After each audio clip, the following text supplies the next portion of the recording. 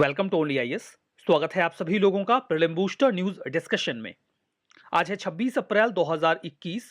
तो आइए देख लेते हैं कि ऐसे कौन से इंपॉर्टेंट आर्टिकल्स हैं जो आज हम कवर करने वाले हैं।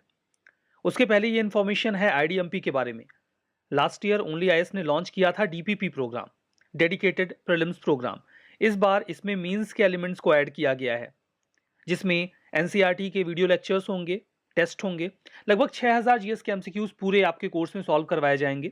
445 मीन्स के क्वेश्चन सॉल्व करवाए जाएंगे। 320 सी सेट के एमसीक्यूज होंगे। 6 एसेज होंगे। काफी कॉम्प्रिहेंसिव प्रोग्राम है। 17 मई से स्टार्ट हो रहा है। फर्दर आप कोई डिटेल चाहते हैं तो इस नंबर पर कॉन्टैक्ट कर लीजिएगा। हमारा जो पहला आर्टिकल है वो हार्लेक्विन इक्थियोसिस के बारे में है। अभी हाल ही में उड़ीसा में पहला केस आया है हार्लेक्विन इक्थियोसिस का। उड़ीसा राज्य की हम बात कर रहे हैं, वहां पर पहला केस आया है। ये एक बहुत ही रेयर जेनेटिक स्किन कंडीशन है। इसमें जब किसी बच्चे का जन्म होता है तो उसकी जो स्किन होती है वो बहुत ही खराब स्थिति में होती है। सामान्यतया इस डिसऑर्डर से जो भी बच्चे ग्रसित होते हैं वो 1 महीने से ज्यादा सरवाइव नहीं कर पाते। ये एक रेयर जेनेटिक डिसऑर्डर है। रेयर होना अपने आप में एक समस्या है, क्योंकि तब इस बीमारी के बारे में जो मेडिकल फील्ड है उसमें कुछ खास जानकारी नहीं है, कुछ मेडिकेशन भी नहीं है, तो बहुत दिक्कत होती है। कई बार तो माता पिता ऐसे बच्चों को एक्सेप्ट करने से भी मना कर देते हैं, लेकिन उड़ीसा के केस में ऐसा नहीं है। डॉक्टर्स ने कहा कि आप अपने बच्चे को मेडिकल कॉलेज को दे दीजिए, वो उसकी देखरेख करेंगे, फर्दर रिसर्च भी करेंगे, कुछ हमें जानकारी मिल जाएगी। लेकिन माता पिता ने मना कर दिया। उन्होंने कहा कि नहीं, वो अपने बच्चे को अपने साथ रखेंगे। हाँ, अगर वो सर्वाइव नहीं करता है तो फिर वो मेडिकल कॉलेज को सौंप देंगे रिसर्च के लिए, लेकिन उसके पहले नहीं। यहां पर बात करते हैं इस डिसऑर्डर के बारे में। ये एक सीवियर जेनेटिक डिसऑर्डर है जो स्किन को मेनली अफेक्ट करता है। इसका जो सबसे ज्यादा प्रभाव है वो आपको स्किन पर देखने को मिलता है। अब ये होता क्यों है? देखिए, ये एक प्रकार के जेनेटिक म्यूटेशन की वजह से होता है। हमारी बॉडी में एक जीन पाया जाता है जिसे ABCA12 जीन के नाम से पुकारा जाता है। अब ये जो ABCA12 जीन है ये एक प्रोटीन प्रोड्यूस करता है। अब जो प्रोटीन ये प्रोड्यूस करता है इसका एक बहुत ही इंपॉर्टेंट रोल होता है। ये प्रोटीन जो बॉडी में सेल्स होती हैं उनको फैट ले जाकर देता है। मतलब ये फैट को ट्रांसपोर्ट करता है सेल्स तक। कौन सी सेल्स तक? उन सेल्स तक जो हमारी बॉडी के स्किन को बनाती हैं। अगर ABCA12 इस जीन में म्यूटेशन हो जाए किसी भी कारणवश, तो ये प्रोटीन सही तरीके से जनरेट नहीं होता। फिर उन सेल्स तक जो हमारी बॉडी के स्किन को बनाती हैं उन तक फैट नहीं पहुंच पाता। इन दैट केस बॉडी की स्किन या तो अच्छे से डेवलप नहीं हो पाती या डेवलप ही नहीं हो पाती, और इसी वजह से हार्लेक्विन इक्थियोसिस ये डिसऑर्डर क्रिएट होता है। तो जो बात मैंने आपको बताई कि ABCA12 जीन में सीवियर म्यूटेशन की वजह से जो ABCA12 प्रोटीन का निर्माण होता है वो अच्छे से नहीं हो पाता।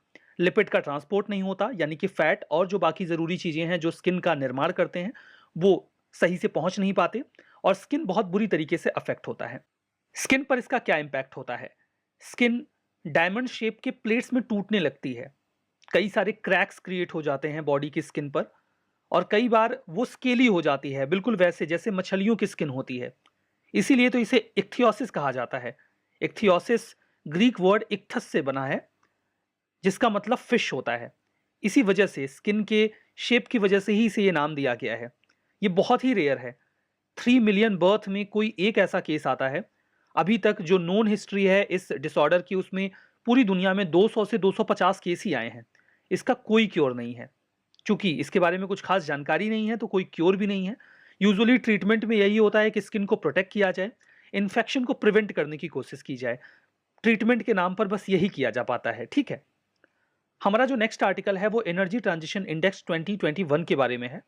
वर्ल्ड इकोनॉमिक फोरम ने अभी हाल ही में इस इंडेक्स को रिलीज किया है क्या ये वर्ल्ड इकोनॉमिक फोरम के द्वारा रिलीज किए जाने वाली एक एनुअल रिपोर्ट है।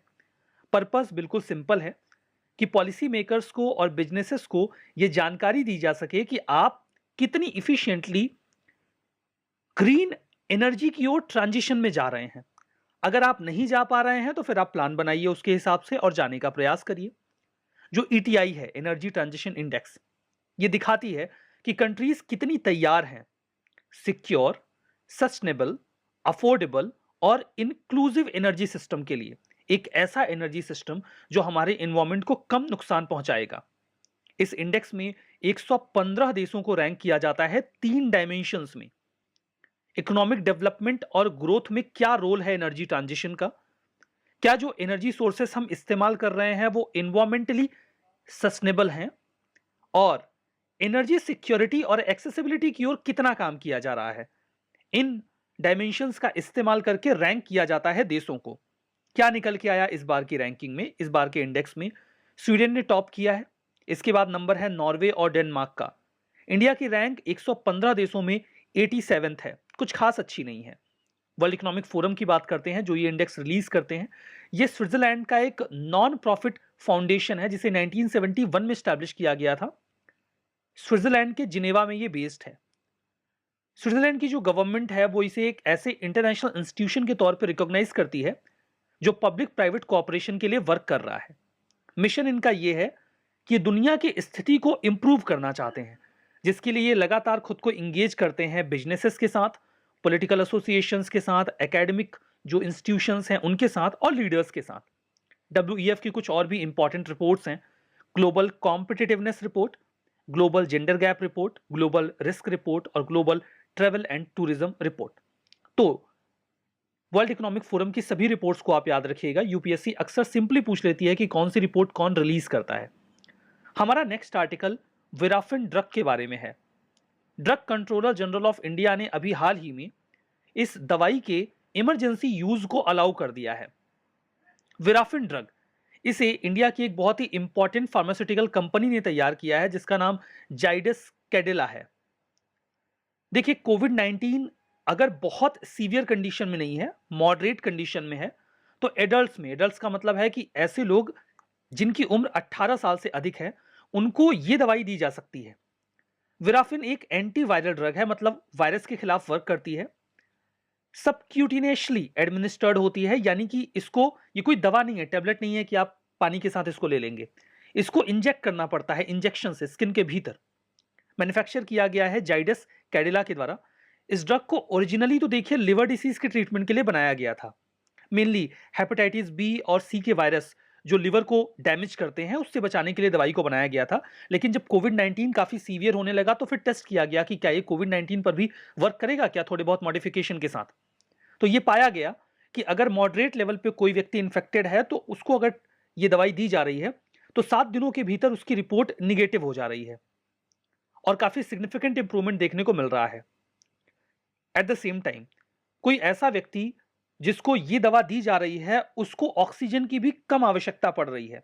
इन जनरल जो मॉडरेट लेवल पे कोविड से इन्फेक्टेड हैं उन्हें 75 टू 80 आवर्स ऑक्सीजन की आवश्यकता पड़ती है, लेकिन ऐसे लोग जिनको विराफिन ड्रग दिया जा रहा है, दवाई दी जा रही है, उनको केवल 50 से 52 घंटे ऑक्सीजन की आवश्यकता पड़ती है। मतलब ये ऑक्सीजन नीड को भी कम कर देता है।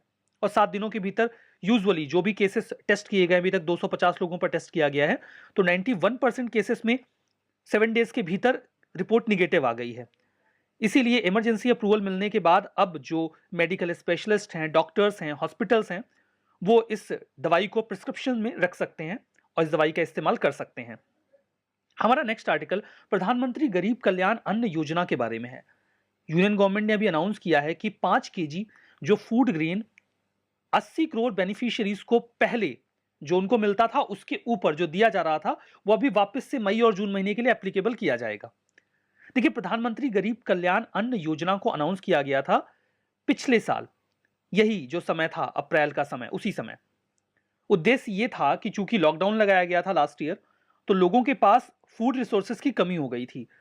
तो फिर यहां पर देखिए एक जो हमारा एक्ट है, that is national food security act, NFSA, उसके तहत लगभग 80 करोड़ लोगों को पर मंथ अनाज दिया जाता है। तो उनको एडिशनली 5 केजी पर पर्सन के हिसाब से अनाज दिया जा रहा था। देखिए, लास्ट ईयर जब इसे अनाउंस किया गया था तो शुरू में 3 महीने के लिए अनाउंस किया गया था, मतलब मई जून जुलाई के लिए। बाद में इसे अगस्त सितंबर अक्टूबर नवंबर तक एक्सटेंड कर दिया गया था। इस बार फिर से 2 महीनों के लिए इसे वापस से लागू किया गया है, क्योंकि एक बार फिर से हम वेव फेस कर रहे हैं कोविड-19 की और कई सारे राज्यों में रिस्ट्रिक्शंस लगाए गए हैं, तो लोगों को डेफिनेटली दिक्कत हो रही है। तो फूड ग्रेन की कमी ना हो, इसी उद्देश्य से इस योजना को एक बार फिर से लागू किया गया है। कौन सी मिनिस्ट्री इससे इंप्लीमेंट कर रही है? Ministry of consumer affairs, food and public distribution के तहत जो department of food and public distribution है वो इसे इंप्लीमेंट कर रहा है। इस स्कीम के तहत एनएफएसए के तहत जो 80 करोड़ लोग एलिजिबल हैं वो सभी लोग इसका फायदा उठा सकेंगे। वो राइस या व्हीट जो कुछ अवेल करते हैं उसके अतिरिक्त 5 केजी पर पर्सन पर मंथ के हिसाब से ले सकते हैं। बाकी देखिए लास्ट ईयर इसे इंप्लीमेंट किया गया था और इस साल फिर से लागू किया गया है कोविड-19 के अपसर्ज को देखते हुए। हमारा next article ways and means advances के बारे में है। लास्ट ईयर आरबीआई ने राज्यों के लिए वेज एंड मींस एडवांसेस की लिमिट को 60% बढ़ा दिया था। यह 32 करोड़ के आसपास पहले हुआ करता था, जो बढ़कर 51 करोड़ के आसपास हो गया। अभी आरबीआई ने यह बोला कि जो पिछले साल हमने 60% इंक्रीज किया था सभी राज्यों के लिए वेज एंड मींस एडवांसेस की लिमिट, जो बढ़कर 51 करोड़ के आसपास हो गया था, वो कंटिन्यू रहेगा आने वाले 6 महीनों तक, यानी कि 30 सितंबर तक कोविड-19 के प्रेवलेंस को देखते हुए। अब ये तो हो गया मुद्दा। समझने वाली बात यह है कि वेज एंड मींस एडवांसेस होता क्या है। देखिए आप सिंपली, वेज का मतलब होता है रास्ता और मींस का मतलब भी रास्ता होता है। एडवांस का मतलब होता है आप सिंपली पैसे एडवांस में ले सकते हैं। ये एक तरीका है, वेज है या फिर मींस है, जिसके माध्यम से केंद्र सरकार या राज्य सरकार आरबीआई से एडवांस ले सकती है। इसे 1997 में अप्रैल 1 को इंट्रोड्यूस किया गया था। सेंट्रल गवर्नमेंट और बाद में स्टेट गवर्नमेंट के लिए भी इसको इंप्लीमेंट किया गया। एक प्रकार की टेम्परेरी लोन फैसिलिटी है। गवर्नमेंट को कई बार मिसमैच फेस करना पड़ता है रेवेन्यू और एक्सपेंडिचर के बीच में। खर्चा सामने आ गया, पैसा बाद में आएगा, अभी तत्काल पैसा चाहिए, कौन देगा। मार्केट बोरोइंग अगर अच्छे से नहीं हो पा रही है तो एक रास्ता होता है कि आप जाके आरबीआई से पैसे मांग लीजिए।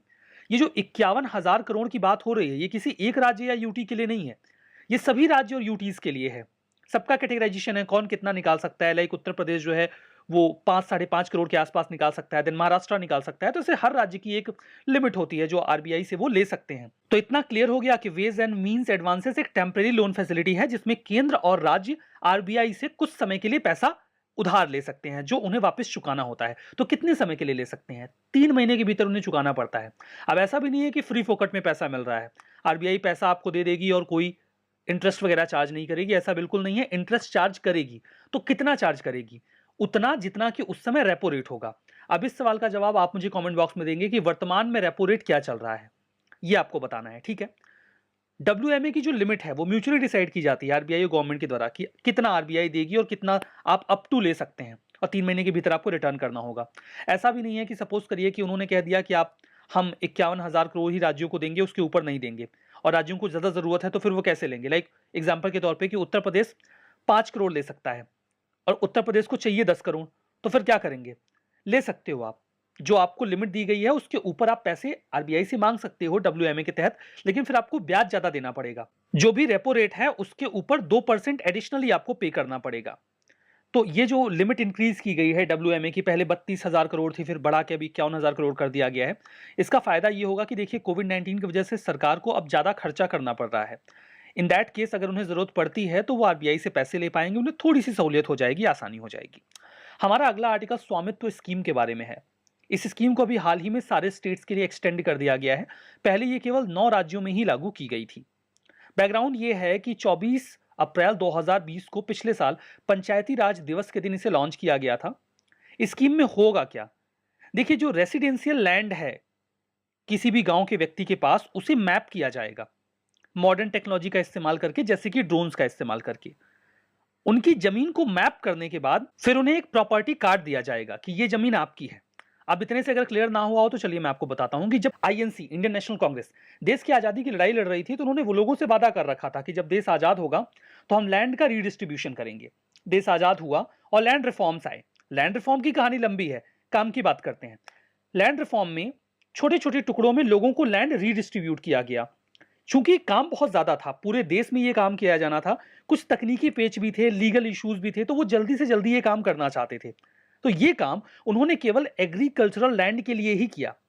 वो जमीन जहां पर लोग रहते थे उस जमीन को बिल्कुल पूरी तरीके से छोड़ दिया गया, दरकिनार कर दिया गया। मतलब जो आबादी की जमीन थी, जहां पर आबादी रह रही थी, उसे छोड़ दिया गया। गांवों में उन जमीनों को आज भी आबादी की जमीन कहा जाता है। उन जमीनों में यह कहा गया कि जो जिस जमीन पर काबिज है, मतलब जिसका जिस जमीन पर कब्जा है, वो जमीन उसी की मान ली जाएगी, जो भी रिहायशी इलाके हैं वहां पर। और जो एग्रीकल्चरल लैंड है उसका केवल मेजरमेंट किया गया। उस समय तो दिक्कत नहीं हुई क्योंकि जो जहां कब्जा था वहां पे समस्या नहीं थी, लेकिन बाद में पुराने घर गिरने लगे और कई सारे लोग इन जमीनों पर कब्जा करने लगे, तो लीगल इश्यूज भी आने लगे। At the same time government को जो गांवों के लिए डेवलपमेंटल स्कीम्स लॉन्च करनी है, उसमें भी दिक्कतें आने लगी। तो सरकार ने अभी प्लान किया है कि हम स्वामित्व स्कीम के तहत उन सभी जमीनों को वापस से मैप करेंगे जो देश की आजादी के बाद मैप नहीं हो पाए थे। पंचायती राज मिनिस्ट्री का ये एक इनिशिएटिव है। इसमें गांव के लोग जिन जमीनों पर रह रहे हैं, जिनका कोई प्रॉपर लैंड रिकॉर्ड उनके पास नहीं है, वो सिर्फ उनकी इसलिए है क्योंकि उस पर वो कब्जा है। इससे कई तरीके की दिक्कतें होती हैं। एक तो डिस्प्यूट होता है, कई बार आसपास के लोगों से डिस्प्यूट हो जाता है, झगड़े होते हैं, केसेस होते हैं।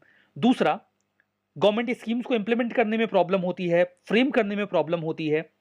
तीसरा, अगर उन्हें उस जमीन पर जाकर लोन लेना हो तो वो नहीं ले सकते, बिकॉज उनके पास कोई लैंड रिकॉर्ड उस जमीन का नहीं है। तो अब अगर उसका मेजरमेंट करके उन्हें एक प्रॉपर्टी कार्ड दे दिया जाएगा तो ये सारी प्रॉब्लम सॉर्ट आउट हो जाएंगी। डेवलपमेंटल स्कीम में फायदा होगा, वो उस जमीन का इस्तेमाल करके लोन्स वगैरह भी ले पाएंगे, उसे वो एक कोलैटरल के तौर पे इस्तेमाल कर पाएंगे, और जो गांव के कई सारे विवाद हैं वो निपट जाएंगे। प्रॉपर्टी का रिकॉर्ड पंचायत के पास भी होगा, तो अगर वो कोई टैक्स वगैरह इंपोज करते हैं लैंड पर तो वो कर पाएंगे। रेसिडेंशियल प्रॉपर्टीज विवादों से मुक्त हो जाएंगी, और जो मार्केट वैल्यूएशन है किसी व्यक्ति की प्रॉपर्टी का वो भी बढ़ जाएगा, क्योंकि अभी उसके पास लैंड तो है लेकिन उसकी कोई मार्केट वैल्यू नहीं है क्योंकि वो उसके नाम पर नहीं है।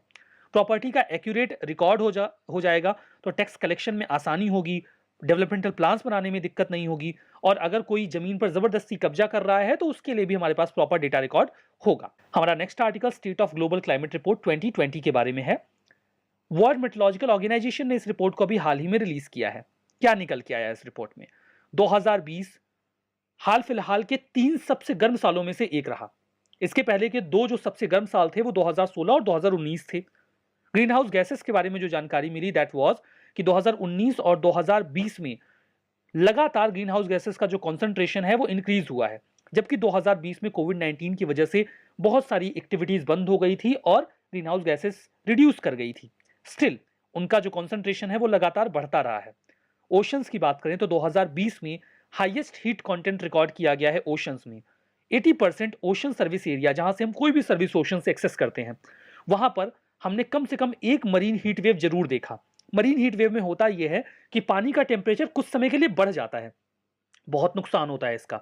बहुत सारा जो फ्लोरा है, फौना है, वो उससे प्रभावित होता है। कोरल्स वगैरह डिग्रेड, ब्लीच करना शुरू कर देते हैं। कई सारे जो माइक्रो ऑर्गेनिजम्स हैं वो मर जाते हैं अगर टेम्परेचर वाटर का बढ़ जाए तो।